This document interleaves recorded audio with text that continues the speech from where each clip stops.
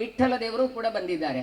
ಹಾಗಾಗಿ ಅಂತಹ ದೇವರ ಸಾಕ್ಷಿಯನ್ನು ಇಟ್ಟುಕೊಂಡು ಇಂತಹ ಕೆಲಸವನ್ನು ಆರಂಭ ಮಾಡಿದ್ದೇವೆ. ನಾಹಂಕರ್ತ ನಾವು ನೆನಪಿಸಿಕೊಳ್ಳಬೇಕಾದಂತಹ ಒಂದು ಸಂದರ್ಭ. ಮಧ್ವಾಚಾರ್ಯರು ಅವರು ಭಗವಂತನನ್ನು ಕಂಡವರು, ಅವರಿಗೆ ಇದನ್ನು ಮಾಡಬೇಕಾಗಿರಲಿಲ್ಲ. ಅನಂತೇಶ್ವರ ಎನ್ನುವಂತ ವಿಷ್ಣು ಸನ್ನಿಧಾನ ಇದ್ರೂ ಕೂಡ ಮತ್ತೆ ಕೃಷ್ಣನನ್ನು ಮೂಲ ಸನ್ನಿಧಾನದ ಶ್ರೀ ಮುಖ್ಯಪ್ರಾಣ ದೇವರ ಮಹಾರಂಗ ಪೂಜೆಯ ಮಹಾಪ್ರಸಾದ ನಿನ್ನೆ ವಿಶೇಷವಾಗಿ ಶ್ರೀಮಠದ ನೆಲೆಯಲ್ಲಿ ಶ್ರೀ ಮುಖ್ಯಪ್ರಾಣ ರುಕ್ಮಿಣಿ ಸತ್ಯಭಾಮ ಸಮೇತ ವಿಠ್ಠಲ ದೇವರ ಮಹಾಪೂಜೆಯು ಕೂಡ ಮೂಲ ಶಿರೂರಿನಲ್ಲಿಯೇ ನಡೀತದೆ. ಈ ಎಲ್ಲ ಶ್ಲೋಕಲ್ಲಿ ಹೇಳಿ ತೊಂದರೆ. ವ್ಯಾಸಾಯ ಭವನಾಶಾಯ ಶ್ರೀಶಾಯ ಗುಣರಾಶಿಯೇ ಹೃದಯಾಯ ಶುದ್ಧ ವಿದ್ಯಾಯ ಮಧ್ವಾಯ ಚ ನಮೋ ನಮಃ. ತಪೋ ವಿದ್ಯಾ ವಿರಕ್ತ್ಯಾದಿ ಸದ್ಗುಣವು ಘಾಕರಾನಹಂ ವಾದಿರಾಜ ಗುರುನ್ ಒಂದೇ ಹೈಗ್ರೇವದಾಶ್ರಮ. ಶ್ರೀ ಗುರುಭ್ಯೋ ನಮಃ. ಇವತ್ತು ನಮ್ಮ ಪ್ರಥಮ ಪರ್ಯಾಯದ ಪ್ರಥಮ ಮುಹೂರ್ತ ಬಾಳೆ ಮುಹೂರ್ತ ಸಂಪನ್ನವಾಯಿತು.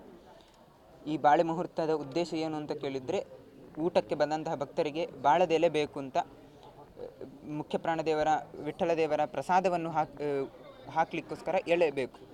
ಅದಕ್ಕೋಸ್ಕರ ಆ ಎಲೆಗಳನ್ನು ನಡಲಿಕ್ಕೆ ಒಂದು ಒಳ್ಳೆ ದಿನ ನೋಡಿ ಮುಹೂರ್ತ ಅಂತ ಇಟ್ಟು ನಡುವುದು. ಹಾಗೆ ಇವತ್ತು ಪ್ರಥಮ ಮುಹೂರ್ತ. ನಮ್ಮ ಪರ್ಯಾಯದಲ್ಲಿ ವಿಶೇಷವಾಗಿ ಅನ್ನದಾನ ಆಗಬೇಕು ಅಂತ ಸಂಕಲ್ಪ. ಹಾಗಾಗಿ ಅದಕ್ಕೋಸ್ಕರ ವಿಶೇಷವಾಗಿ ಇವತ್ತು ಬಾಳೆ ಗಿಡಗಳನ್ನೆಲ್ಲರೂ ಬಂದು ಭಕ್ತರೆಲ್ಲರೂ ಸೇರಿ ನಟ್ಟಿದ್ದೇವೆ. ಬಂದಂತಹ ಎಲ್ಲ ಭಕ್ತರಿಗೆ ಕೃಷ್ಣ ವಿಠ್ಠಲ ಮುಖ್ಯಪ್ರಾಣದೇವರ ಅನುಗ್ರಹ ಆಗಲಿ ಅಂತ ಹೇಳುತ್ತಾ, ಇದೇ ರೀತಿ ಎಲ್ಲ ಭಕ್ತರು ಇನ್ನು ಮುಂದೆ ಬರುವಂತಹ ಶಿರೂರು ಪರ್ಯಾಯಕ್ಕೂ ಎಲ್ಲರೂ ಸಹಕಾರ ಮಾಡಿ ಆ ಮುಖ್ಯಪ್ರಾಣದೇವರ ಕೃಷ್ಣ ಮುಖ್ಯಪ್ರಾಣ ದೇವರ ಅನುಗ್ರಹಕ್ಕೆ ಪಾತ್ರರಾಗಬೇಕಂತ ಹೇಳುತ್ತಾ ಕೃಷ್ಣ. ಯಾವ ಥರ ಈಗ ಮೊದಲ ಪರ್ಯಾಯದಲ್ಲಿ ನಿಮ್ಮ ಪರ್ಯಾಯ ವಿಭಿನ್ನವಾಗಿ ಯಾವ ಥರ ಇರುತ್ತೆ, ಭಕ್ತರಿಗೆ ಗಮನ ನೆನಪು ಉಳ್ಕೊಳ್ಳಿಕ್ಕೆ ಯಾವ ಥರ ಯೋಜನೆ ಆಲೋಚನೆಗಳಿದೆಯಾ ಅಂತ ಅದು ಹೇಳಿದ್ರಲ್ಲ? ಅದೇ ವಿಶೇಷವಾಗಿ ವೇದ ಪಾರಾಯಣ ಮತ್ತು ವಿಶೇಷವಾಗಿ ಭೋಜನ ವ್ಯವಸ್ಥೆ ಮತ್ತು ಬಂದಂತಹ ಭಕ್ತರಿಗೆ ಅದು ಬಂದೇ ಖುಷಿ ಆಗಬೇಕು, ಆ ರೀತಿ ಇರಬೇಕು ಅಂತ. ಭೋಜನದ ಯಾವ ಥರ ವ್ಯವಸ್ಥೆ ಅಂದರೆ ಯಾವ ಥರ ಹೇಳಕ್ಕೆ ಅಂದರೆ ಈಗ ಭೋಜನ ಶಾಲೆಯಲ್ಲೇ 2-3 ಬೇರೆ ಬೇರೆ ಇರ್ತದೆ, ಚೌಕಿಯಲ್ಲಿ ಬೇರೆ ಅಂತ ಇರ್ತದೆ. ಅದಕ್ಕೆ ಹಾಗೆಲ್ಲ ಏನಿಲ್ಲ, ಪ್ರಸಾದ ಎಲ್ಲರಿಗೂ ಒಂದೇ ರೀತಿ ಪ್ರಸಾದ. ಯಾರಿಗೂ ನನಗೆ ಅದು ಇಲ್ಲ ನನಗೆ ಇದು ಇಲ್ಲ ಅಂತ ಏನು ಯಾರಿಗೆ ತೊಂದರೆ ಆಗಲಿಕ್ಕಿಲ್ಲ ಅಂತ. ದೇವರ ಪ್ರಸಾದ ಎಲ್ಲರಿಗೂ ಎಲ್ಲ ರೀತಿ ಸಿಗಬೇಕು ಅಂತ. ಈಗ ತಮ್ಮ ಮುಖ್ಯ ಗುರಿ ಇರುವಂಥದ್ದು ಅಂದರೆ ಯೋಜನೆ ಇರುವಂಥದ್ದು ಮುಖ್ಯವಾಗಿ ಪ್ರಸಾದ ಅಲ್ವಾ? ಒಂದು ಪ್ರಸಾದ ಮತ್ತು ವೇದ. ಅದು ಹೇಗೆ ವೇದ ಅಂದರೆ ಯಾವ ಥರ? ವೇದ ಅಂದರೆ ಈಗ ಭಜನೆ ಮಾಡ್ತಾರೆ ನೋಡಿ, ಅದೇ ರೀತಿ ವೇದ ಪಾರಾಯಣ ಸಹ ಅಂತ. ಅದೇ ಎಲ್ಲ ಭಕ್ತರಿಗ ಅಲ್ಲಲ್ಲ, ದೇವರಿಗೆ ಅಂತ. ಪ್ರತಿದಿನ ಭಜನೆ ಹೇಗೆ ಆಗ್ತದೋ ಇನ್ನು ವೇದ ಸಹ ಆ ರೀತಿ ಆಗಬೇಕು ಅಂತ. ಚತುರ್ವೇದಗಳು 4 ಮಾತ್ರ ಎಲ್ಲ 4 ವೇದ. ಅದರಲ್ಲಿ ಸುಮಾರು ವೆರೈಟಿ ಉಂಟು, ಎಲ್ಲ ದೇವರಿಗೆ ಹೇಳಬೇಕು. ಕಂಟಿನ್ಯೂಸ್ ಆಗಿ ನಡೆಯುತ್ತೆ ಹಾಗೆ ನಿಮ್ಮ ಇದರಲ್ಲಿ? ಕಂಟಿನ್ಯೂಸ್ ಅಂದರೆ 24 ಅವರ್ಸ್ ವೇದ ಹೇಳಲಿಕ್ಕೆ ಆಗುವುದಿಲ್ಲ. ಅದಕ್ಕೋಸ್ಕರ ಈಗ ಬೆಳಿಗ್ಗೆ ಪೂಜೆ ಆದಾಗ ಹೇಳ್ತೇವೆ, ಅದಾದಮೇಲೆ ಇಲ್ಲವೇ ಇಲ್ಲ ಅಂತ ಆಗ್ತದೆ. ಮತ್ತೆ ವಾಪಸ್ ಪೂಜೆ ಆದಾಗ ಮಾತ್ರ ಮಧ್ಯದಲ್ಲಿ ಹೊತ್ತಿರ್ತದೆ, ಆ ಹೊತ್ತು ಹೇಳ್ಬೋದು. ಮತ್ತೆ ಸ್ವಲ್ಪ ಹೊತ್ತು ಬ್ರೇಕು ಕೊಟ್ಟು ಮತ್ತೆ ವಾಪಸ್ ಹೇಳ್ಬೋದು. ಮತ್ತು ಸಂಜೆ ಪ್ರವಚನ ಆಗ್ತದೆ, ಆಗ ಹೇಳಲಿಕ್ಕೆ ಆಗೋದಿಲ್ಲ. ಮತ್ತು ರಾತ್ರಿ ಹೇಳೋದು, ಆ ರೀತಿ. ಅನ್ನದಾನ ಮಾಡಬೇಕು. ಹಾಗಾದ್ರೆ ನಾವೆಂತ ಮಾಡಿದ್ದು ಕೇಳಿದ್ರೆ, ನಿಮಿತ್ತ ಮಾತ್ರ ಭವಸವ್ಯಸಾಚನ ಅಂತ ಕೃಷ್ಣ ಹೇಳಿದಾಗೆ ನಾವು ನಿಮಿತ್ತ ಮಾತ್ರ.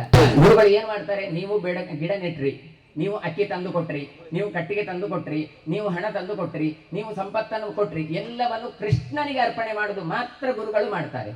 ಹಾಗಾಗಿ ಅಂತಹ ಕೃಷ್ಣಾರ್ಪಣಕ್ಕೋಸ್ಕರ ತಾವೆಲ್ಲ ಸೇರಿದ್ದೀರಿ. ಪ್ರತಿ ಒಬ್ಬರಿಗೂ ಕೂಡ ಕೃಷ್ಣ ವಿಠ್ಠಲ ಮುಖ್ಯಪ್ರಾಣರು ಗುರುತಿಸ್ತಾರೆ. ನಾವು ಮಾತಾಡದೇ ಇರಬಹುದು, ನಾವು ಗುರುತಿಸದೇ ಇರಬಹುದು, ಆದರೆ ವಿಠ್ಠಲ ಖಂಡಿತ ಗುರುತಿಸ್ತಾನೆ.